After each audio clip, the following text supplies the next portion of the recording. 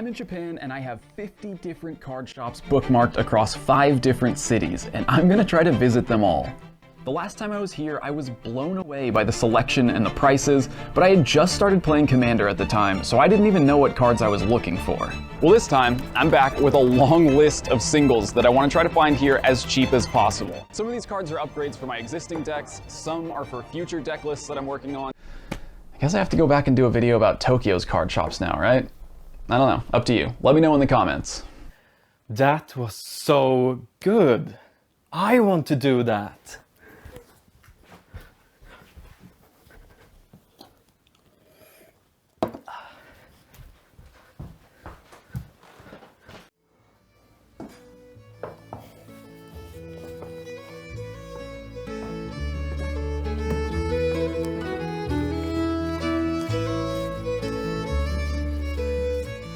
I recently encountered this fantastic YouTube channel called Reminder Text.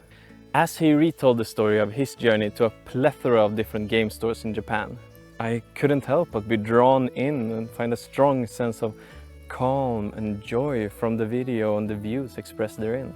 He spoke with such care and warmth, not only for the game, but also for the way he and others approach the game of Magic the Gathering.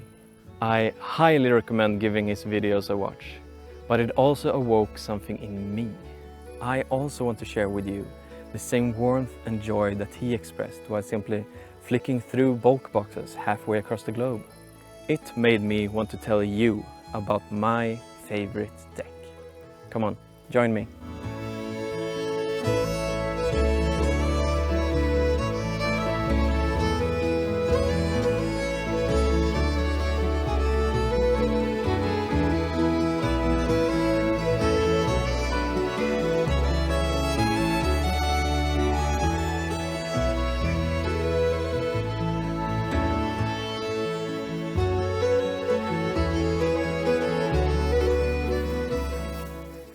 This is my favorite card, Atris, Oracle of Half-Truths. Like many things in life, I'm not really sure why it's my favorite. It's hard to explain. It was a good limited card when I first got really back into Magic, but there's been a lot of good limited cards since then, and none of them has stuck like Atris has. I guess I always enjoyed a little minigame with my opponent. Will they choose the right cards? How will they divide the piles? Will they accidentally give me exactly the card I need in the face-up pile? Some time ago I decided I wanted to make a silly deck based around Atris. So I made a deck I lovingly call You Did This to Yourself, with an homage to the late Sheldon Menery, who had a deck with the same name. In this deck, I wanted to channel the spirit of Atris by having every single card either give my opponent a choice or play with their cards. I filled this deck with as many fact or fiction style cards as I could find. If a card wanted my opponents to put cards in piles, it's in this deck. My goal with this video is not for you to build this exact deck. It is to show off my love for this deck and to inspire you to make something that you love equally as much. If you have a deck that you really love or are dreaming of one to make in the future, I would love to hear about it in the comments. Now, let me tell you about this deck. Come on.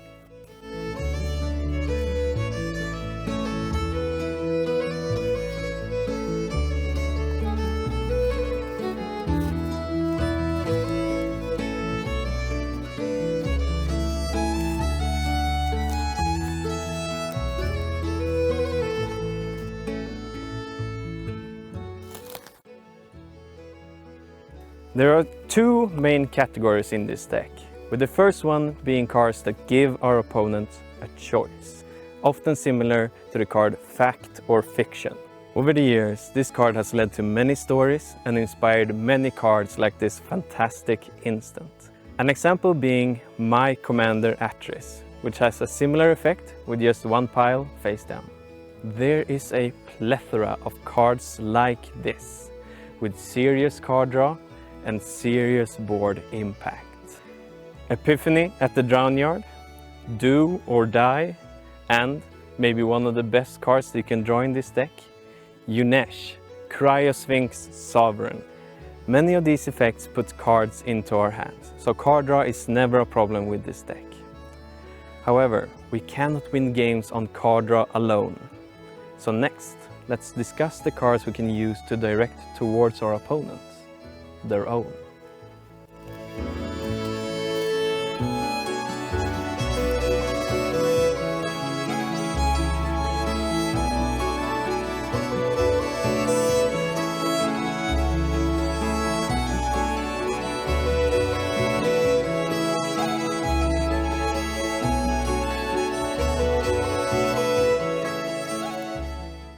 The second category of this deck is cards that steal our opponent's cards or punish them for having them in the first place. Here we have a huge selection of cards to choose from.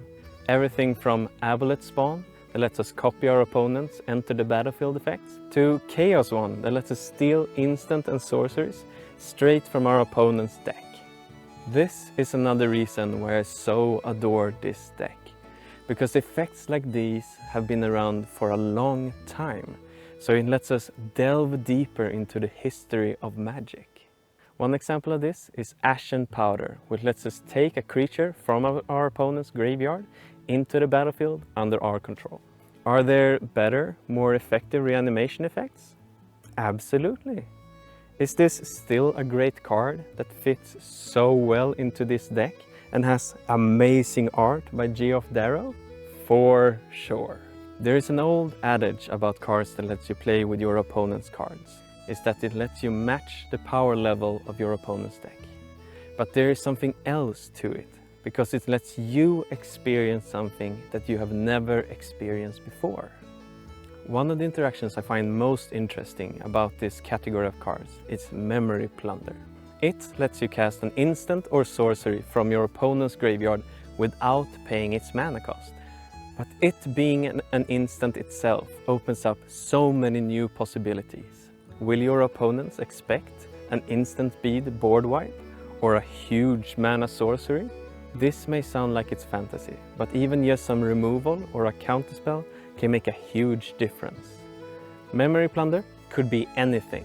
It could even be a boat. Now we have talked about the best parts of the deck. Next, let's talk about shoring up some weaknesses. Come on.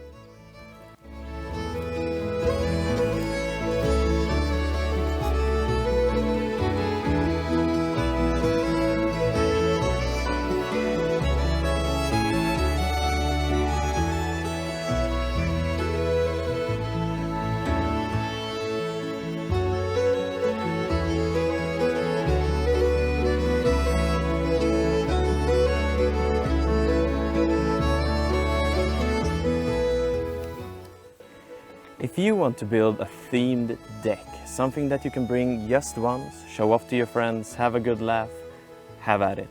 Then the best thing you can do is just fill it with the cards that you love. However, if you intend to make a themed deck that sticks around, one that you can bring out ever so often for your play group or whenever you meet new friends for the first time, then I highly recommend looking at the weaknesses of your deck. Are you perhaps playing a deck themed around cats and dogs with all the cutest little critters around? Then make sure you help them out with some card draw.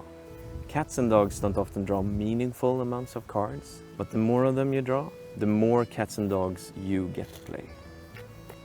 Do you perhaps want to play some heavy control, deciding the ebb and flow of the game? Then make sure you include ways for you to finish the game. We will all have more fun if you get to do your thing, steer the game in your direction, and then we can shuffle up another and play another game. My Atris deck has two main weaknesses. Early game, we'll get back to that one later, and removal. There are preciously few cards out there that gives your opponents a choice while also clearing the board or sniping down dangerous permanents. I did ponder while making this deck if forcing my opponents to sacrifice permanents should be part of this deck's theme. After all, they are the ones choosing what to sacrifice. In the end, it felt a bit like a cop-out, like it was stretching the theme and the reasons why I so love this deck. This leaves us with very few removal spells, but the ones that are here are shoo-ins to be sure. This is how it ends. Make an example, and my personal favorite, do or die. It is part of the same cycle as fact or fiction, meaning there are few cards that fit better into this deck. So we don't have many options, but luckily for us, there are other opponents at the table with plenty of removals in their decks. We can steal their spells from the hand, from the graveyard, from the deck, or why not from the stack itself. A lot of cards that recur your opponent's cards from their graveyards don't actually exile them after their cast, meaning we can often recast spells from our opponent's graveyard several times. Another fault of this deck is its early game. Realistically, our game starts at turn 4. As such, ramp in all forms are great for opening hands, as well as any early game that we do happen to have, such as Keen Duelist or Protection Racket. But there is also another card that lets us turbocharge our game from the get-go. Come on, let me tell you all about it.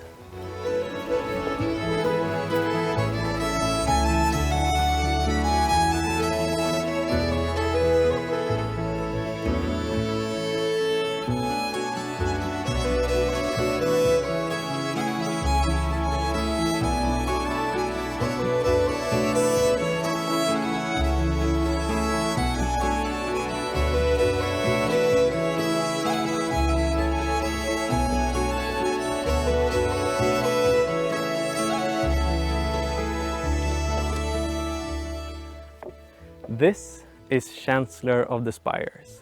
It's a 7-drop that allows us to cast instant or sorceries from our opponent's graveyard. It has a start of the game effect. If you have this in your starting hand, reveal it to your opponents. They have to mill 7 cards into their graveyard. At no cost, we have now turbocharged all our future plays. The Chancellor is actually accompanied by a whole host of other Sphinxes. As it turns out, that cards with riddle-like effects are the home of the Sphinxes. This is one of many reasons why the previously mentioned Yunesh is so good in this deck. The latest example of this is Curator of Destinies from the set Foundations. It was of course instantly added to this deck. These type of effects seem to lie close to the heart of card designers at Wizards of the Coast, as they seem to be reprinting them ever so often.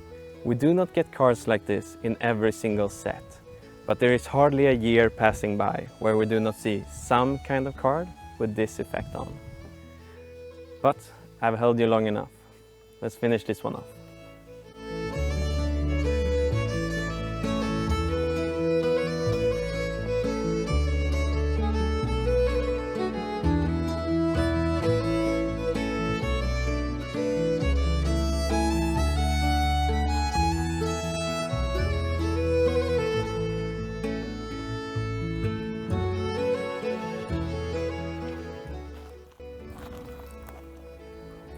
As I said at the start of this video, this is not meant to be a template for your own deck building. Rather, it is meant to share the love that I feel for this deck. However, if you do feel like building this particular deck, I cannot recommend it enough. It is great fun. If you feel like building something similar, a great starting point is the Gonti Canny Acquisitor pre-constructed deck from Thunder Junction. It shares a lot of DNA and cards with my deck and adds another color.